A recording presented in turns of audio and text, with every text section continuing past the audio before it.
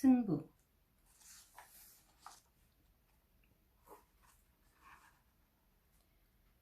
대부분의 사람들이 자리를 뜬 8월의 어느 날 초저녁, 윅상브루 공원의 서북쪽 구석에 위치한 정자에서 두 남자가 체스판을 사이에 두고 마주 앉아 있었다.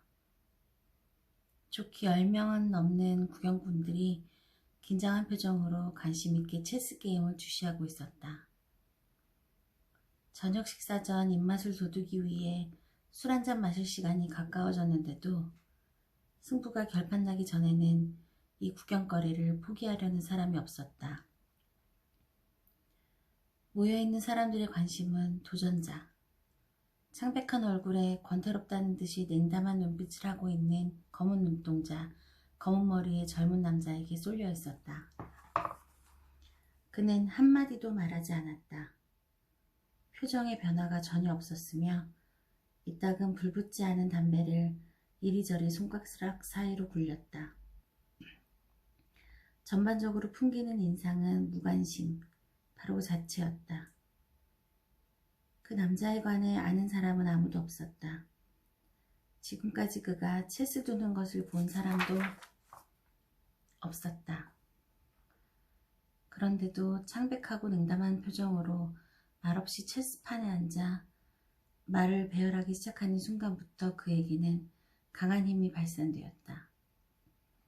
그를 보고 있는 사람들은 위대한 천재적 재능을 타고난 비범한 인물을 대하고 있다는 거역할 수 없는 확신에 압도되었다. 그것은 그 젊은이의 매력적이면서도 가까이 다가갈 수 없는 외모, 우아한 옷차림, 아름다운 몸매 때문이었을까? 아니면 그의 거동에 깃들여 있는 침착성과 자신감 때문이었을까? 그를 에워싸고 있는 특별한 낯선 분위기 탓일 수도 있다. 어쨌든 첫 번째 폰이 움직이기도 전에 구경꾼들은 이 남자가 모두들 은근히 바라온 기적, 그 동네의 체스 고주를 격파하는 기적을 일으킬 최고의 체스꾼이라는 사실을 믿어 의심치 않았다. 이 체스 고수, 70살가량의 적잖이 비열하고 왜소한 남자는 모든 점에서 젊은 도전자와 정반대였다. 그는 프랑스 퇴적자들이 입는 제복, 여기저기 음식물 자국이 배어있는 푸른색 바지와 모직조끼를 입고 있었다.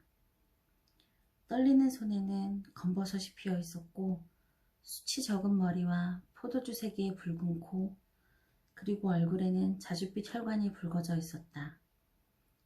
수염마저 깎지 않아 덥수룩한 모습에 눈 씻고 찾아보아도 은근한 분위기라고는 찾아볼 수가 없었다. 그는 신경질적으로 담배꽁초를 푹푹 빨아 내뿜었으며 공원 벤치에 앉아 불안하게 몸을 이리저리 뒤척이고 미심쩍다는 듯 쉴 새 없이 머리를 흔들었다. 구경하는 사람들은 그를 아주 잘 알고 있었다. 다들 그와 체스를 둔 적이 있었으며 모두가 번번이 그에게 진 경험이 있었다. 천재적인 체스꾼은 결코 아니었는데도 그는 상대방을 지치게 하는, 그래서 분개하게 하고 증오심을 품게 하는, 결코 실수하지 않는 특성을 가지고 있었다. 아주 사소한 부주의조차 그에게는 기대할 수 없었다.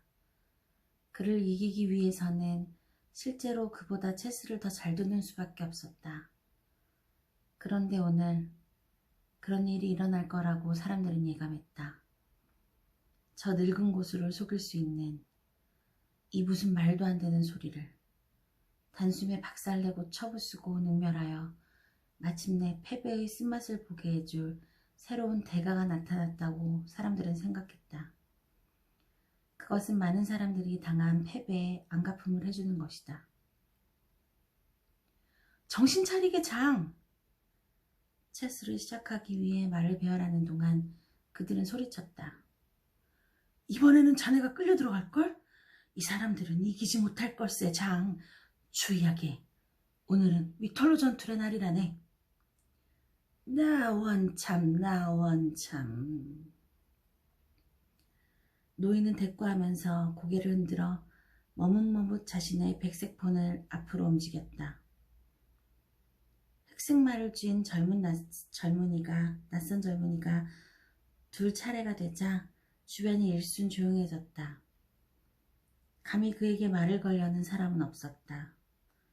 그들은 말없이 체스판에 붙어 앉아 도도한 시선에 말을 고정시킨 채 손가락 사이로 불 붙이지 않은 담배를 불리면서 자기 차례가 되면 민첩하고 확실한 동작으로 채수를 두는 그 젊은이를 주의 깊게 조심조심 눈으로 따라갔다. 처음 몇 수는 평범하게 진행됐다. 그런 다음 2번 서로의 폰을 교환했고 그 결과는 흑이 폰 2개를 맨 앞줄에 앞뒤로 배열하는 것으로 끝났다.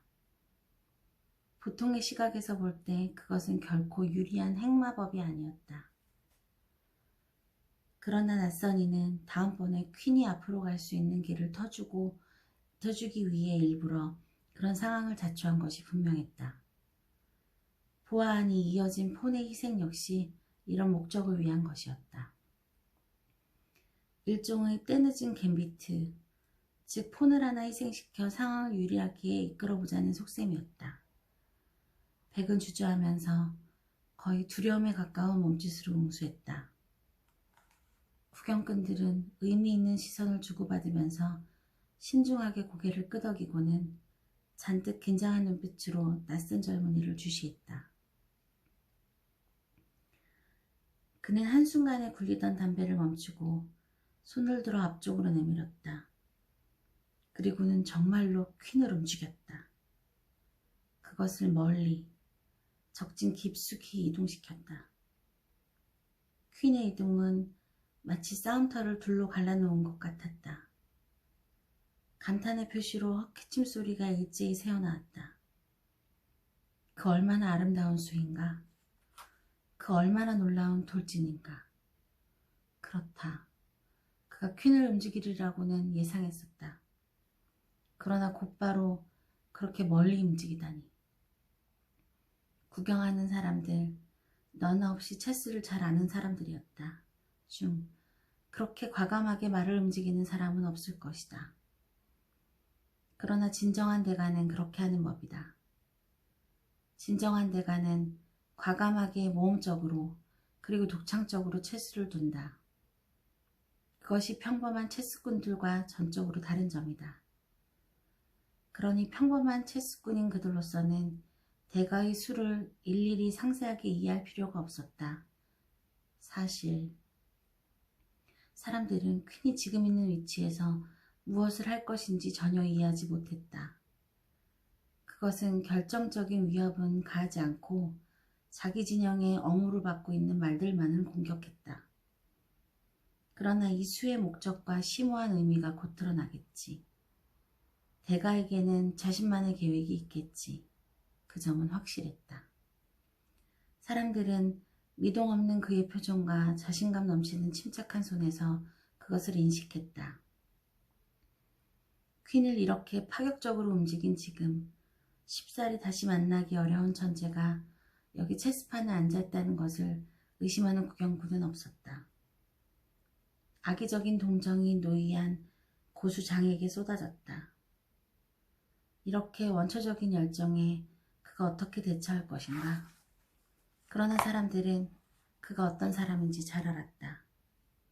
그는 필경 조금씩 이 궁지를 모면알아들 것이다. 조심스럽게 질질 끌면서 조금씩. 꽤 오래 망설이고 이리저리 따진 후 장은 퀸을 멀리까지 진출시킨 것에 걸맞은 대범함으로 응수하는 대신 혹에 퀸이 앞으로 돌진하자 무방비 상태가 된 H4의 시시한 폰을 쳤다. 젊은이는 재차 폰을 잃고도 눈 하나 깜짝하지 않았다. 그는 조금의 망설임도 없이 자신의 퀸을 오른편으로 옮겨 적의 전투대열 심장부로 뚫고 들어가는 진을 쳤다. 이것에서 그것은 장교 둘, 나이트와 룩 각기 하나씩을 공격하는 데 그치지 않고 위협적으로 퀸 근처에까지 진출할 수 있었다. 구경꾼들의 눈에 감탄의 빛이 반짝였다. 이 얼마나 대담한 녀석인가. 이 얼마나 용기 있는 행동인가. 전문가! 중얼거리는 소리가 들린다. 세계 최고의 대가! 체스의 사라삭태! 그러고는 장의 응수를 초조하게 기다린다. 무엇보다도 흑의 다음 수가 보고 싶어 초조한 것이다. 장은 망설였다. 그는 생각하고 머리를 짜내고 의자에 앉아 이리저리 몸을 비틀고 경련하듯 머리를 움직였다. 그런 그를 바라보는 것은 고통이었다. 자, 이제 말을 움직이라고, 장. 사건의 피할 수 없는 흐름을 더 이상 미루지 말고 말을 움직이라니까. 장은 말을 움직인다. 마침내 떨리는 손으로 퀸의 공격에서 벗어날 뿐 아니라 자신 편에서 퀸을 공격하고 룩을 엄호할 수 있는 나이트를 내려놓는다. 하긴 나쁜 수는 아니야. 이렇게 곤란한 상황에서 이 수 말고 다른 도리가 있을까? 여기 서 있는 우리들도 모두 그렇게 두었을 거야. 그렇지만 전혀 도움이 안 될걸? 속삭이는 소리가 들렸다. 흑은 벌써 그 점을 예상했거든. 왜냐하면 벌써 흑을 쥔 손이 잽싸게 매처럼 날아가 퀸을 들고 뒤로, 아니다, 우리라면 분명 소심하게 뒤로 후퇴시켰을 말을 오른편으로 한 칸 더 전진시킨다. 믿어지지 않는 일이다. 감탄한 나머지 사람들의 몸이 뻣뻣하게 굳었다. 그 수가 무슨 도움이 되는지 사실 이해하는 사람은 없었다. 이제 퀸은 싸움터 한쪽에서 위협하는 것도 엄호하는 것도 없이 전혀 의미 없이 서 있었기 때문이다. 그러나 그것은 아름답게, 어처구니 없을 정도로 아름답게 서 있었다. 그렇게 아름답게. 적들이 늘어서 있는 가운데에서 고독하고 도도하게 서 있었던 퀸은 일찍이 없었다. 장 역시 자신의 무서운 적수가 이 수로 무엇을 노리는 것인지, 어떤 함정으로 자신을 유혹하려는지 파악하지 못했다. 오히려 심사숙고한 끝에 조금은 안쓰러운 마음으로 그는 거듭 무방비 상태에서 있는 폰을 치우기로 결심했다. 이제 그는 흑보다 폰이 3개가 많은 유리한 상황에 있었다. 구경꾼들은 헤아려 보았다. 그러나 그것이 무슨 소용이 있겠는가? 보아하니 전술적으로 사고하는 것이 분명하고 말 몇 개보다는 상황과 전세, 아주 갑작스럽고 번개처럼 빠른 일격을 중요시하는 적수에게 수적으로 좀 많다 해서 무슨 도움이 되겠는가? 조심하게 장. 다음 수에는 자네 킹이 쓰러질 텐데도 자네는 폰이나 뒤쫓고 있구먼. 흑이 둘 차례였다. 낯선 젊은이는 유유히 손가락 사이로 담배를 굴렸다. 이번에는 다른 때보다 좀 더 오래 생각했다. 1분 아니면 2분 정도. 정막이 감돌았다. 서 있는 사람들 중 감히 속삭이려 드는 사람도 체스판을 보는 사람도 거의 없다. 모두들 긴장해서 젊은이와 그의 손, 그의 창백한 얼굴을 뚫어져라 응시하고 있었다. 그의 입술 가장자리에 벌써 희미한 승리의 미소가 보이지 않는가? 중대한 결심을 알리는 콧날의 가벼운 실룩거림이 눈에 보이지 않는가? 다음 수는 무엇일까? 대가는 어떤 치명적인 일경을 준비하고 있는 것일까? 그때 담배 굴리던 손이 멈추고 낯선이가 몸을 앞으로 숙였다. 수십 개의 눈동자가 그의 손을 뒤따랐다. 그의 수는 무엇일까? 그의 수는 무엇일까? 그는 G7의 폰을, 누가 그런 생각을 했었을 것인가? G7의 폰이라니. G7의 폰을 집어 G6에 놓았다. 숨소리 하나 들리지 않은 침묵의 1초가 흐른다. 늙은 장조차 한순간 몸을 떨고 비트는 것을 중지한다. 다음 순간 구경꾼들 사이에서는 환호성이라도 터질 것 같다. 사람들은 죽이고 있던 숨을 내쉬고 팔꿈치로 옆 사람의 옆구리를 찔렀다. 자네들 그거 보았는가? 얼마나 노련한 녀석인가. 그렇다니까? 퀸은 퀸대로 내버려두고 간단히 이 폰을 G6로 옮기다니. 물론 그것은 비소불위의 G7을 비우기 위한 수라고 그것만큼은 확실하지. 그 다음 수에서 그는 체크를 부르고 그 다음은 어떻게 되지? 그 다음에는 글쎄 어쨌든 이리저리 해서 장을 간단히 해치운다. 그만 이 말씀이지. 그것만은 확실하다고. 저 사람 생각하느라고 녹초가 된 모습 좀 한번 보게나. 그리고 실제로 장은 생각하고 있다. 한없이 오래오래 생각했다. 그 남자의 상황은 절망적이었다. 이따금 그의 손이 앞을 향해 움찔했다. 그리고는 다시 움츠러들었다. 이제 시작하라고. 그만 말을 도와야지 장. 우리는 대가의 체스를 보고 싶다네. 마침내 5분이라는 긴 시간이 지난 후 사람들은 발로 땅을 비비대고 있었다. 장은 용기를 내어 말을 옮겼다. 그는 퀸을 공격한다. 폰 하나로 흑의 퀸을 공격하는 것이었다. 이 질질 끄는 수로 자신의 운명을 벗어나려 하다니. 얼마나 유치한 행동인가.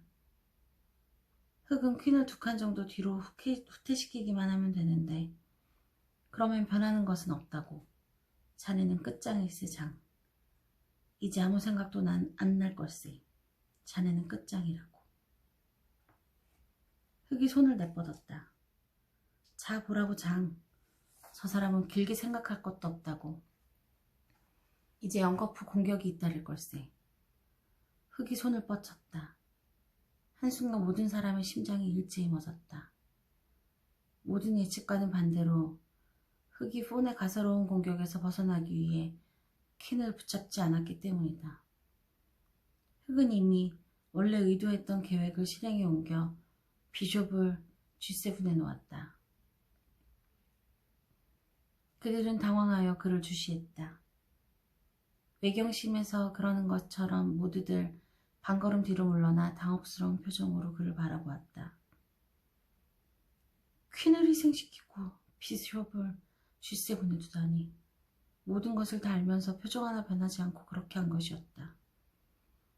그는 태연하고 도도하게 앉아 있었다. 그런 그의 모습은 창백하면서 냉담하고 아름다웠다. 그 순간 그들의 눈은 촉촉히 젖어 들고 심장은 따스해졌다. 자신들은 원하면서도 결코 행동으로 옮기지 못하는 그런 체스를 실제로 그가 두고 있지 않은가. 그가 왜 그렇게 두는지는 이해할 수 없었다. 그런 것은 아무래도 상관없었다. 그가 자살하듯이 모험적으로 두고 있는 것을 어쩌면 그들은 예감하고 있는 건지도 모른다. 그런데도 그들은 자신들도 장과는 달리 그 젊은이가 하듯이 당당하게 승리를 확신하면서 둘 수 있기를 바랬다. 나폴레옹처럼 말이다. 소심하게 망설이면서 두는 장의 체스를 그들은 잘 알고 있었다. 그들 자신도 그와 별반 다르지 않기 때문이다. 다만 그가 좀 나을 뿐이었다. 장의 체스는 이성적이었다. 차근차근 정석대로 두어 진을 뺄 정도로 진부하기 짝이 없었다. 반대로 흑은 한 수 한 수를 둘 때마다 기적을 일으켰다. 오로지 비숍을 G7에 놓기 위해 퀸을 희생시키다니. 그런 것을 언제 본 적이 있었던가? 그들은 이런 행동 앞에서 마음 깊이 감동했다. 그는 자신이 원하는 대로 둘 것이다. 그리고 기쁘거나 괴롭거나 그들은 한 발 한 발 끝으로 끝까지 따를 것이다. 지금 그는 그들의 영웅이고 그들은 그를 사랑했다. 적수인 장, 냉정한 체스꾼 장조차 퀸을 차지하기 위해 떨리는 손으로 폰을 움직일 때 찬란히 빛나는 영웅 앞에서 겁먹은 것처럼 망설인다. 그리고는 나지막한 소리로 사죄하듯이 거의 부탁조로 자신에게 이러한 행동을 강요하지 말라고 말한다.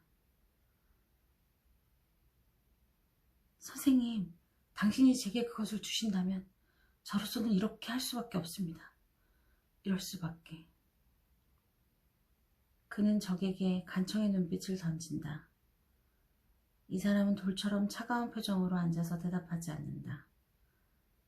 노인은 때려 부수고 분쇄하고 선멸한다. 잠시 후 흑은 체크를 부른다. 백, 체크. 구경꾼들의 감동은 열광으로 바뀌었다. 퀸을 잃은 것은 이미 잊고 있었다. 그들은 일치단결하여 한마음으로 젊은 도전자와 그의 비속 뒤에 서 있었다. 체크. 자신들도 그렇게 두었을 것이다. 한치의 어긋남도 없이 똑같이 체크.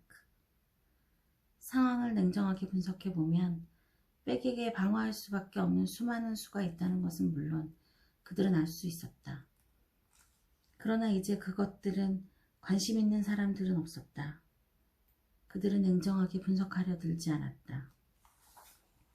지금 그들에게는 빛나는 행위, 천재적인 공격, 적을 처치하기 위해 위력적인 공격을 보고 싶은 일념뿐이었다. 그들에게 이 체스가 가진 의미와 유일한 관심사는 낯선 젊은이가 승리하고 늙은 고소가 바닥에 꼬꾸라지는 장면을 보는 것뿐이었다. 장은 망설이면서 생각하고 또 생각했다. 자신에게는 누구도 땡전 한 푼 걸지 않을 것이라는 걸 그는 잘 알고 있었다. 그러나 그 이유는 알지 못했다. 다른 사람들, 모두들 노련한 체스꾼들이다. 이 자신의 진영이 공고하고 안전하다는 것을 깨닫지 못하다니 그는 이해할 수 없었다. 게다가 그에게 퀸 말고도 폰이 셋이나 더 있다. 어떻게 그들은 자신에게 질 거라고 믿고 있는 것일까? 그는 질 리가 없다. 그렇지만 아닌가? 자신이 착각하고 있는 것일까? 주력이 약해진 걸까? 다른 사람들이 자신보다 더 잘 보고 있는 것일까? 그는 불안해졌다. 치명적인 함정이 숨어 있어 다음 수에 걸려들지도 몰랐다. 함정이 어디 있는 걸까? 그것을 피해야 한다. 벗어나야 한다. 버틸 수 있을 때까지 버텨야 한다. 한층 더 신중하고 체스 정석에 매달려 장은 이리저리 재보고 계산했다. 그리고는 흑의 비숍이 백퀸의 공격권 안에 들도록 나이트를 빼내 킹과 비숍 사이에 두기로 결심했다. 흑이 지체 없이 응답하였다. 흑은 차단된 공격을 중단하는 것이 아니라 원균을 파견했다. 그의 나이트가 공격받은 비숍을 엄호했다. 구경꾼들은 환호했다. 이제 연거푸 치고받는 싸움이 이어졌다. 백은 원병으로 비숍을 투입하고 흑은 룩을 앞으로 쭉 뺐다. 백이 두 번째 나이트를, 흑이 두 번째 룩을 들이밀었다. 양 진영은 흑 비숍이 있는 주변의 병력을 집결시켰다. 비숍이 어찌할 바를 모르고 서 있는 간이 우승 싸움의 중심지가 된 것이다. 그 이유는 아무도 몰랐다. 그저 흑이 원하니까 그렇게 된 것이다. 흑이 병력을 증가시켜 새로운 장교를 투입할 때마다 구경꾼들은 들어다 놓고 큰 소리로 환호했다. 백이 어쩔 수 없이 방어하는 수를 둘 때는 매번 노골적인 불평이 터졌다. 그런 다음 흑이 또다시 체스의 일방적인 정석에서 벗어나 죽고 죽이는 수를 두기 시작했다. 병력이 약한 측에 그렇게 살벌한 난타전을 벌이면 승산이 없다고 보통 교본에서는 말한다. 그런데도 흑이 그것을 감행하자 구경꾼들은 환호성을 질렀다. 그러한 학살은 아직까지 체험해 본 적이 없었다. 흑은 사정권 안에 들어있는 것은 전부 가차없이 쓰러뜨렸다. 자신의 손실은 안중에도 없다. 폰들은 차례로 쓰러졌다. 노련한 구경꾼들의 미친 듯한 박수갈채를 받으면서 나이트, 룩, 비숍들이 차례로 쓰러졌다. 7번인가 8번 말을 주고받은 후 체스판은 황폐해졌다. 싸움의 결과는 흑 측에 치명적으로 보였다. 흑에게 남아있는 말은 3개뿐으로 킹과 룩, 그리고 폰 하나가 전부였다. 그에 비해서 백은 아마게돈에서 킹과 룩 말고도 퀸과 폰을 4개나 더 구해낼 수 있었다. 사실 이 상황을 이성적으로 관찰한 사람이라면 이 판이 누구의 승리로 끝날 것인지 전혀 의심하지 않았을 것이다. 그리고 실제로 의심하는 사람은 없었다. 전과 다름없이. 이겨야 한다는 열망에서 오는 흥분 때문에 붉게 달아오른 얼굴들에서 그것을 읽을 수 있었다. 파멸의 직면에서도 구경꾼들은 자신들의 남자가 승리할 것이라고 확신하고 있었다.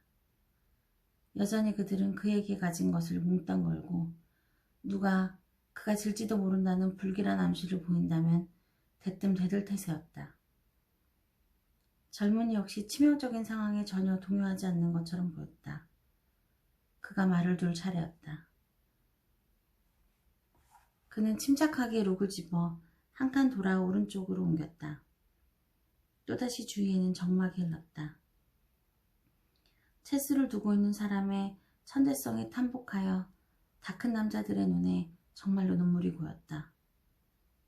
마치 이미 승패가 결정난 전투에 황제가 친위군을 파견하는 위털리 전투의 최후와도 같았다. 혹은 단 하나 남은 장교로 또다시 공격을 감행했다. 백은 킹을 맨 안줄 G1에 포진시키고 그 뒤쪽으로 2번째 줄에 폰 3개를 배치했었다. 그래서 흑이 다음번에 록을 맨 앞줄까지 밀고 나갈 수 있다면 꼼짝 못하게 한 상태에서 킹을 치명적으로 위협할 수 있었다. 그리고 흑은 분명 그렇게 계획하고 있는 것 같았다. 적을 궁지에 몰아넣을 수 있는 이 가능성은 체스 게임의 가능성 중에서도 누구나 잘 알고 있는 아주 진부한, 거의 유치하다고 말하고 싶은 것이었다. 오로지 적이 이 뻔한 위험을 간파하지 못하고 아무런 대책을 세우지 않는 경우에만 그것은 성공할 수 있다. 가장 효과적인 대책은 도열에 있는 폰의 사이를 떼어놓아 킹에게 출구를 열어주는 것이다. 노련한 체스꾼, 심지어는 이제 막 궤도에 오른 초보자라 해도 이런 속임수를 써 궁지에 몰아넣는 것은 생각 없다 못해 어리석은 짓이었다. 그러나 열광한 구경꾼들은 난생 처음 보는 것처럼 영웅의 수에 탐복하고 너무도 놀란 나머지 고개를 절레절레 흔들었다. 물론 백이 결정적인 실수를 저질러야만 흑이 성공을 거둘 수 있다는 것도 그들도 알고 있었다. 그런데 그런 일이 가능하다고 믿는 것이다. 실제로 장이 자신들 모두를 패배시켰고 결코 약점을 드러내는 법이 없는 동네 고수 장이 그런 초보적인 실수를 범하리라고 굳게 믿고 있다. 아니 그 이상이다. 그들은 그렇게 되기를 바라고 갈구했다. 마음속으로 장이 이런 실수를 범했으면 하고 열렬히 기도했다. 장은 심사숙고했다. 신중하게 머리를 이리저리 흔들면서 습관대로 여러 가능성을 요모조모 따져보았다. 그리고도 한 번 더 망설였다. 마침내 검버섯 투성이의 떨리는 손을 앞으로 내밀어 G2의 폰을 집어 G3에 놓았다. 셀시피스 종탑의 시계가 8시를 알렸다. 릭상부르 공원의 다른 체스꾼들이 저녁 식사 전에 한잔하러 자리를 뜬지 이미 오래고 윌레브레트의 임대인 역시 벌써 오래전에 자리를 거뒀다. 오로지 정자 한가운데에서 승부를 겨루고 있는 두 사람 주변에 한 무리의 구경꾼들이 서 있을 뿐이었다. 그들은 눈을 크게 뜨고 백의 시시한 폰이 흑의 킹의 참패를 결정지은 체스판을 뚫어져라 바라보고 있었다. 여전히 그들은 사실을 믿으려 하지 않았다. 싸움터의 참담한 장면으로부터 사령관에게로 크게 눈을 돌렸다. 그는 창백하고 냉담한 표정으로 위동없이 아름답게 공원 벤치에 앉아 있었다. 자네는 지지 않았어. 크게 뜬 눈들은 말했다. 이제 자네가 기적을 일으킬 거야. 자네는 처음부터 이런 상황을 예견했었어. 아니 일부러 이렇게 만들었지. 이제 자네가 적을 무찔릴 거야. 어떻게? 그야 우리는 모르지. 우리들이 뭘 알겠나. 그저 단순한 체스꾼에 지나지 않는데. 기적을 일으킬 수 있는 마술사 양반. 자네는 해낼 수 있어. 자네라면 해내고 말고. 우리를 실망시키지 말게. 우리는 자네를 믿네. 기적의 마술사 양반. 기적을 일으키게나. 기적을 일으켜 승리하게나. 젊은이는 침묵을 지키고 앉아 있었다. 그리고는 담배를 엄지손가락에서 집게손가락과 가운데 손가락 끝으로 굴려 입에 물었다. 담배에 불을 붙인 다음 한 모금 빨아들여 체스판 위로 연기를 내뿜었다. 그의 손이 연기 사이로 미끄러져 나가 한순간 흙의 킹 위에서 맴돌더니 그것을 쓰러뜨렸다. 자신이 졌다는 표시로 킹을 쓰러뜨리는 것은 아주 무례하고 상스러운 행동이었다. 뒤늦게 체스 게임을 전부 뒤엎는 거나 마찬가지였다. 그리고 쓰러진 킹은 체스판에 부딪히면서 흉물스러운 소리를 냈다. 모든 체스꾼들의 폐부를 찌르는 소리였다. 경멸하듯이 킹을 손가락으로 쳐 쓰러뜨린 후 젊은이는 몸을 일으켰다. 그리고는 상대방이나 구경하고 있는 사람들에게 눈길 한번 주지 않고 인사도 없이 그 자리를 떠났다. 구경꾼들은 놀라기도 하고 부끄럽기도 해 어찌할 바를 모르고 체스판을 내려다보았다. 잠시 후 누군가가 헛기침을 하면서 발로 땅을 문지르고는 담배를 꺼냈다. 몇 시나 되었는가? 벌써 8시 15분이라고? 맙소사. 너무 늦었어. 또 보세. 잘 가게나 장. 그들은 한두 마디 변명을 웅얼거리면서 서둘러 자리를 떴다. 동네의 체스 고수는 혼자 남았다. 그는 쓰러진 킹을 똑바로 세우고 작은 상자 속에 말들을 주워 담기 시작했다. 우선 선멸당한 말들부터 챙기고 나서 체스판에 남아있는 것들은 모아 담았다. 이 일을 하는 동안 늘 하던 습관대로 그는 방금 둔 체스의 수 하나하나 상황들을 다시 한번 머릿속에서 더듬어 보았다.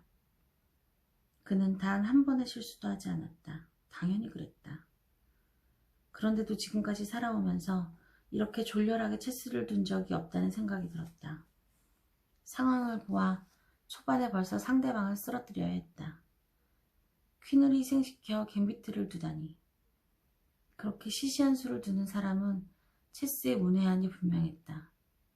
그러한 초보자라면 장은 기분에 따라 관대하거나 무자비하게 어쨌든 자신에 대한 한 점의 의욕 없이 단숨에 해치우곤 했다. 그러나 분명 이번만큼은 상대의 진짜 약점을 탐지해낼 수 없었다. 아니면 그가 비겁했던 것일까? 교만한 사기꾼에 그에 걸맞게 간단히 해칠 용기가 없었을까? 아니, 사실은 그보다 더 나빴다. 그는 상대방이 그렇게 비참할 정도로 형편없다는 생각을 하려 들지 않았었다. 그리고 그보다 훨씬 더 나쁜 것은 승부가 거의 결판났을 때까지도 자신이 그 미지의 남자와 결코 동등하지 않다고 믿으려 들었다. 그 남자의 자신감과 천재성, 그리고 젊음에서 오는 후광들은 그는 도저히 이길 수 없는 것이 아닐까 생각했었다. 그 때문에 그는 그 정도 이상으로 신중을 가해 체스를 두었다. 그뿐만이 아니다. 아주 솔직하게 말하면 자신도 다른 사람들과 마찬가지로 그 낯선 이에게 감탄했으며 심지어는 그가 승리해서 가능한 한 인상적이고 천재적인 방법으로 몇 년 전부터 기다려온 참패를 마침내 장에게 안겨주기를 바랐었다고 고백해야 했다. 그러면 마침내 그는 가장 뛰어난 사람으로 모든 사람을 물리쳐야 한다는 부담감에서 벗어났을 것이며 마침내 구경하고 있던 아기애찬 군상들, 이 시기심 넘치는 패거리들에게 만족을 안겨주었을 것이다. 그리고 마침내 평온을 찾았을 것이다. 마침내. 그러나 물론 그는 다시 승리했다. 그리고 이 승리는 그의 생애에서 가장 혐오스러운 것이었다. 그것을 피하기 위해 체스를 두는 동안 내내 자신을 부정하고 스스로를 낮추고 세상에서 가장 하찮은 풋내기 앞에서 무릎을 꿇었기 때문이다.